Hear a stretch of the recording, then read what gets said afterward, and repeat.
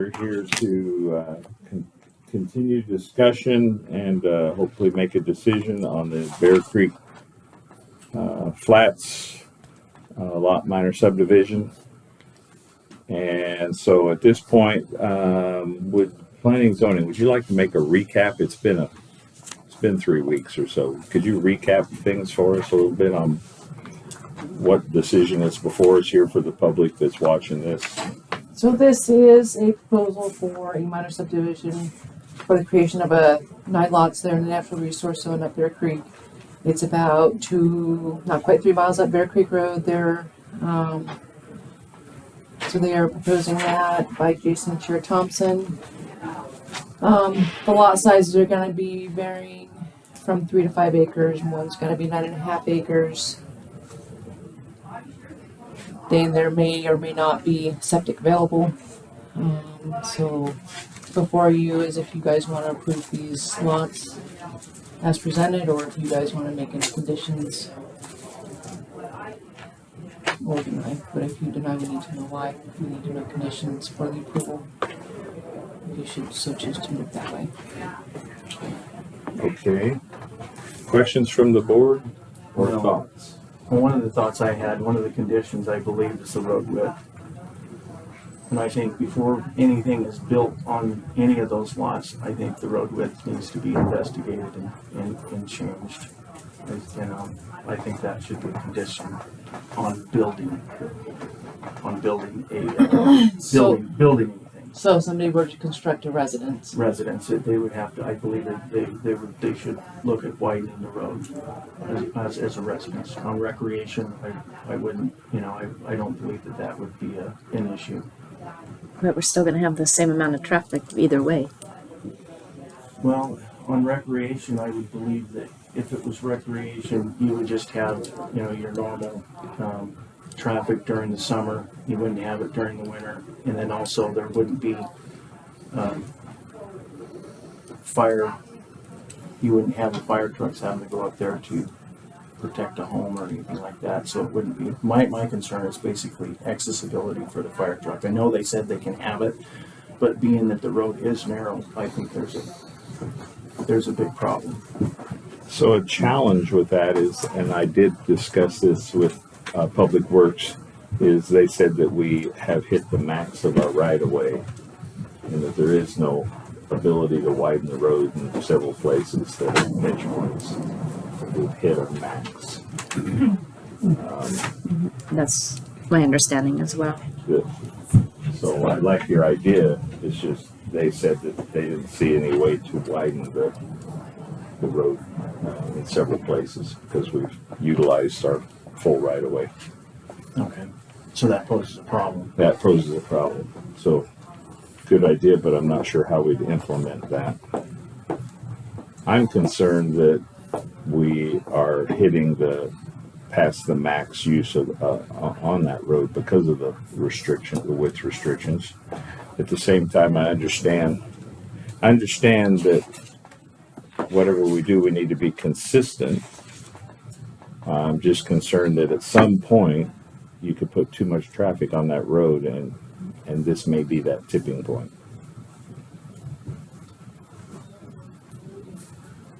So does anybody have a idea of what they want to propose for either conditions or let me ask P and Z. The one chunk is 9 acres. I believe it's the middle lot is 9 acres. The other ones on either side are between 3.5 acres. But the 9 acre one could be split again? Yes. All of them could be split because the minimum lot size is 7,700 square feet. They could all be split. They could all be. If you have any ideas in here, Dan, just holler. I'm struggling with, at some point, logically, you could put more and more people up there, and at some point we know that you would hit a safety issue with the road. I'm wondering if we aren't there yet. I would agree that we are there if we do have structures up there because of the, I would agree. So we have no room, is what Rhodes was saying, that we have no other. Road said we can't do anything further with our current right of way.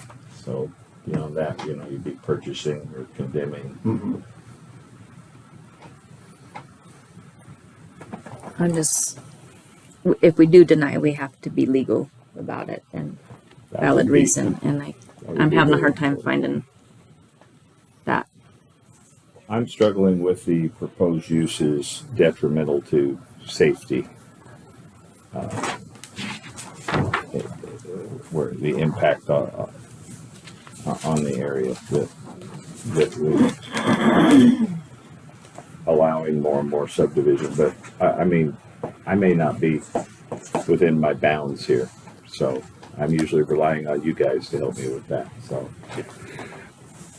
I could enter some advice from the client's perspective that the design features that went into it, it was designed to be 9 lots to minimize the number of lots because, of course, yes, given the acres and given the minimum lot size, far greater amount of lots could have been proposed.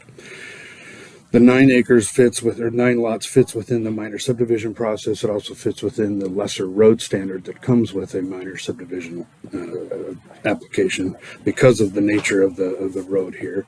And didn't want to have to increase or make a freeway or make a full public road out of it. In the discussion with Public Works Department was to determine is the classification and the quality of the current road sufficient to handle the additional impact. And when you do a traffic study, that's exactly what you do is you analyze the condition of the road, the width and capacities of the road, the straightness of the road, and you determine is this new impact going to overload that capacity. The Public Works Department determined that based on the recent reconstruction of the road and recent pavement that the quality of the road is in as good a shape as it's ever been.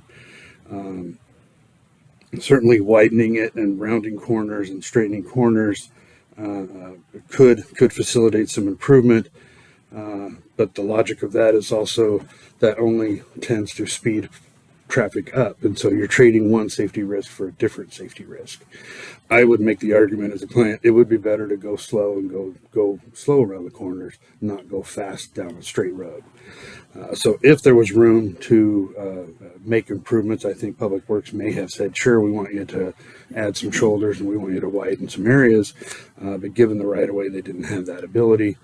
And so given the 9 lot proposal, along with the current condition that the capacity is there and the quality is there, certainly any additional and any further development, the blessing is this is basically the last one of the last public properties up in there. The rest of it is large Forest Service or an IDL, so it's not likely to be too much more development.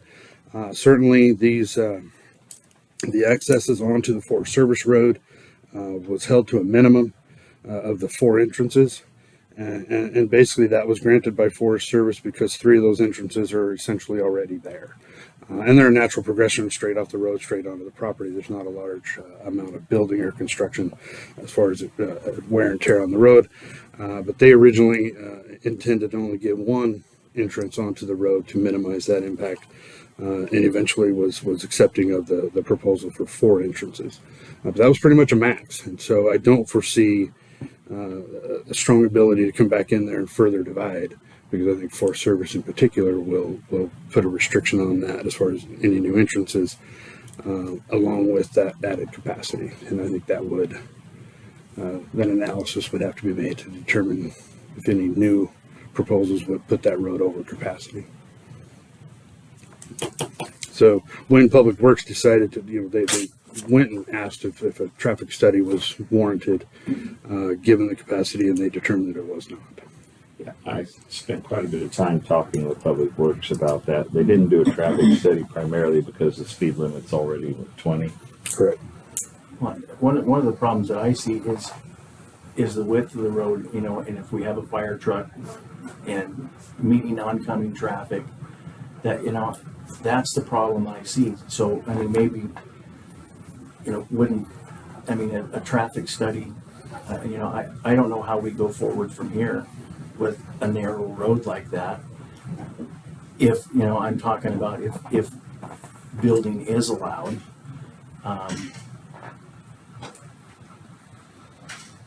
So I maybe, don't know how we go forward. so maybe we want to see a traffic study or something anyway.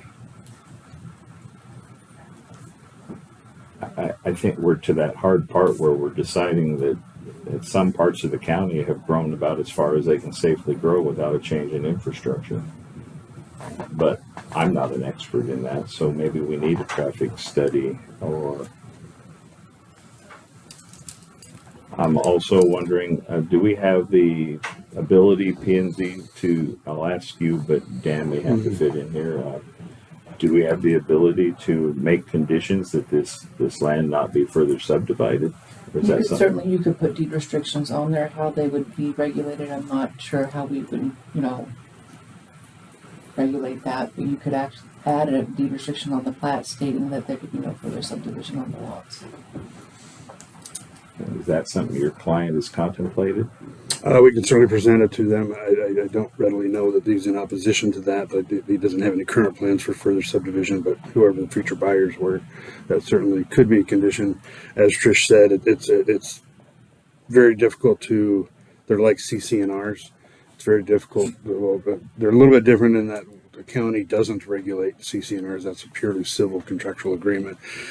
With it being a plat requirement and a condition of approval, those deeds that subsequently go a wording could be placed on the deeds that speaks to no further subdivisions are allowed on this, and that would be a way to regulate that, because then it would show up in the deeds, it would show up on title, and people would be noticed when they purchase the property that there'd be no further subdivision, and then P&Z is not held to try to regulate that or try to catch that 10 years from now, and somebody comes in and wants a minor subdivision on or a smaller subdivision on one of these lots.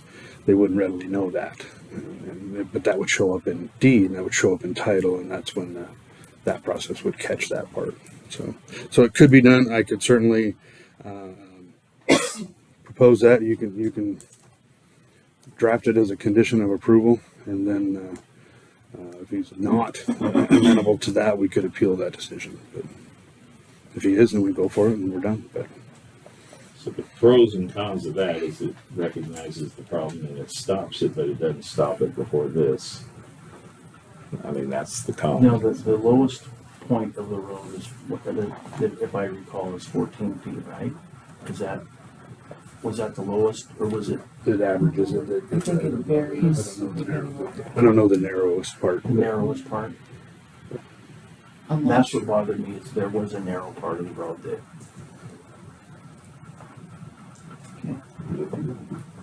Yeah, there's several narrow. Several. Do we want to do a traffic study? When that's done, does that usually fall on the developer for the cost? Yes. Has your client discussed that possibility with you? We could. It was not part of our original discussion, because in our due diligence, we went to the agencies to get their input, and that was not required. And so that has not been required, and so we didn't do that. We would have done that ahead of time if that had been required by the agency. Right. Well, I've talked with Public Works, I've talked with legal a little bit. I'm not comfortable with doing this without further knowledge. I don't know that I agree with everything I heard when I went out and interviewed folks. I'm wondering if this road is about maxed out, but I'm not an expert, so I would hold out for a traffic study, or at the very least some conditions that we not keep subdividing, because it's just going to get worse and worse and worse. My main concern is the narrowness of the road and EMS and being able to get up there if necessary. I think we need to look at, I don't know if we need a traffic study exactly. I just think we need more information on, is a narrow road like that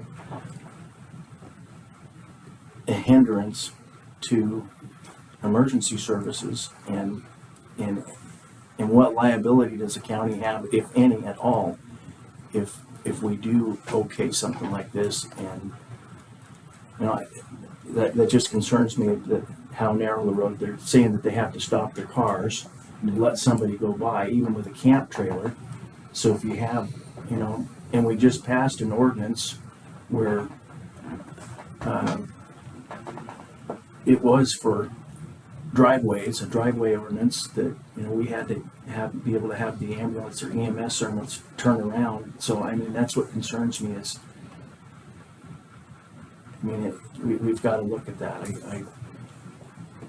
Especially if we're going to have something built up there. If there's going to be any buildings up there future, there needs to be access, that unlimited access. So short of a traffic study, what else can we do that would get all that done? Because I've gone out and interviewed our public works folks in depth and talked with P&Z. Mm-hmm. Everybody's signed off on this project. They've all said they think it's okay, including fire and ambulance. But have they, that's the problem, is did they know? They had to have known. Did they go out there and look at it themselves and say, hey, this is how narrow the road is? Because what I really am uncomfortable with is it has to stop traffic in order for somebody to go by, if they meet at the same point. But that would be my question. I suppose I could try to answer that if you'd let me. That's exactly part of the process for the subdivision, and why we do a subdivision is we go through the agency review portion of it, where we go to each of the agencies with a proposal of the whole project, and we expect those agencies to give us their expertise and their requirements back. And so, yes, they've been out there to review it, they've toured it, and these were the requirements they came back with. They have every opportunity to come back with, hey, we need a turnout here, we need a widening here, we can't access here, we can't do this, we can't do that, we need a fire hydrant, we need the fire department has lots of opportunity, and this is their hammer opportunity to ask for it, those conditions to be placed. They could ask that each of these places be on-site fire suppression. We're going to experience that more and more in the mountains. So when we go to the agency, we expect them to do their jobs and come back with requirements. And they did that, and then we furthered the application to keep bringing forward. Had they come back with, we need X, Y, and Z and PD and Q, we would have incorporated that into the proposal to say, yes, we will do that, or sorry, that's too much for us, it's not economically feasible to do that. We would have had that opportunity to do that negotiation. Was that Fire District 2? Correct. And same with the sewer, water, all the agencies, you have that opportunity to go get their input. Is that in their district? Yes.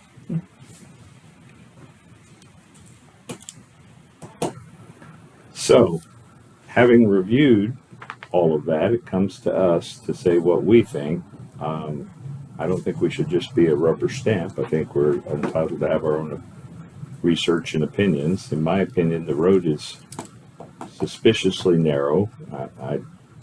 The only thing I can think of legally that might help would be if a traffic study came up with some solutions.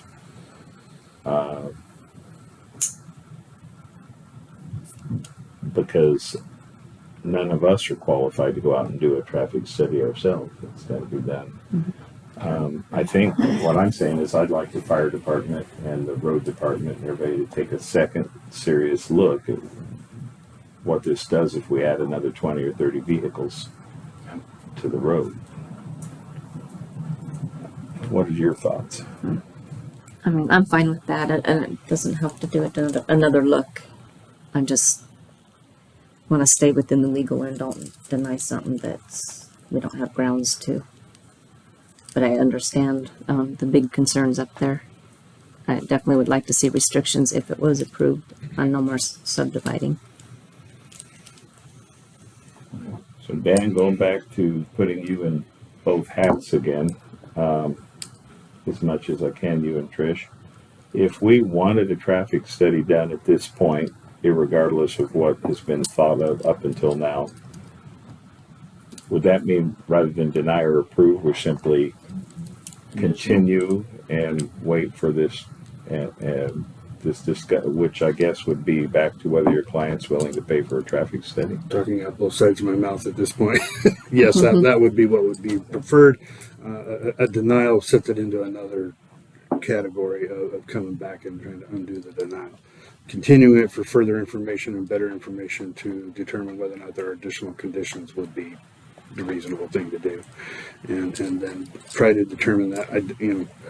It's always better to set a date certain, so that we have an idea when that will be. It's hard now to understand when you'd be able to meet with fire district and meet with road district and get further information from them, or if there's a formal study that needs to be done to make a determination. And set a time for that, but that would be my suggestion, is that you continue the hearing for further information and try to get that information as soon as possible so that you can come back with a ability to make a determination. Are you ready for a motion? I'll move to continue our decision until further investigation. You want to set a 1 month or something timeline on it, or? I don't know what it's going to take. I mean, pending that we're able to get a traffic study. I don't know how long those take. Or... It kind of depends on the specificity. Can't get that off my tongue. Specifically what you want. Do you want to go meet with those two districts and get better input from them, or do you want an engineer to do a formal traffic study? I'm thinking it's time for an engineer. We've already heard everybody's opinion. It'd be nice to get a new A opinion, formal. formal, that says if we're going to deny this, that we based it on science, and we had an engineer that told us that, yeah, the road is or is not. Does that make sense? That does. Okay. So would you be willing to amend your motion? Yes. Give us a month or until we can get it done? Yeah, I'll move to continue for a month or so for further investigation and have a formal study done by an engineer. Because you don't have a date certain, what we would do is go back to the past sign-in notices to send a notice to the folks that were attending the meeting, so they'd be aware of when that next meeting was set, and they would have the opportunity to be aware of it, rather than waiting for your agenda to come out. They would get a heads up notice that the meeting's being continued on a certain date, because we don't know if we can go get that done in 30 days. Right. Might get it done in 10, but we don't know. Okay. So we have a motion. Are you I'll second. Second. In discussion, would you be willing to follow up with the fire department? Yes. Okay. Do you want to, or I will follow up with the Public Works? You can work with Public I'll work Works. with Public Works about this. Will you work with your employer as far as this traffic study? The cost of a traffic study? Mhm. Okay. Yes. All right. So do we have all the working pieces in mind to get a little more information on this thing before we? Yes, and one of the things with the traffic study, it just seems such a broad term. Basically, all we really want to look at is the road width, right? Because we've already got from Public Works to say that its condition is good, but am I right that we want to just see? I think we go to the engineer that's doing it and say, we're concerned about what it does. At what point is that road overloaded? At what point is there too much traffic for the width and The width, speed? so we're going to make sure it's, yeah. I mean, Okay. the width needs to be a part of the study. Yeah. But that's where I would like to get an expert Okay. to tell us formally yes or no, we're wrong, the road will support it, or yes, we're right, the road Okay. won't support it. Okay. That'll keep us legal in our decision. I suggest light quarters. Yeah, the I've been whole, on a rec too. the whole process. All right, so we have a motion to do a traffic study, and we've already agreed we're gonna go get a second opinion from the fire department, Public Works. Is there any further discussion before we No. vote? No. All in favor? Aye. Aye. Okay, motion carries that will delay for a month or what it takes us, and we'll notice the folks that were noticed previously. And then we'll get to work on doing some more research. Sorry, folks, that we don't have a final answer, but we're working towards it. Thank you. Okay? Oh, we didn't have a sign-in sheet here, but Heather will grab one, and so I'd have you sign in with your information on your way out. If you want to be notified about Right. the next meeting, so we'll have to sign them. And we have the ones from the previous hearing, but All right, we're adjourned.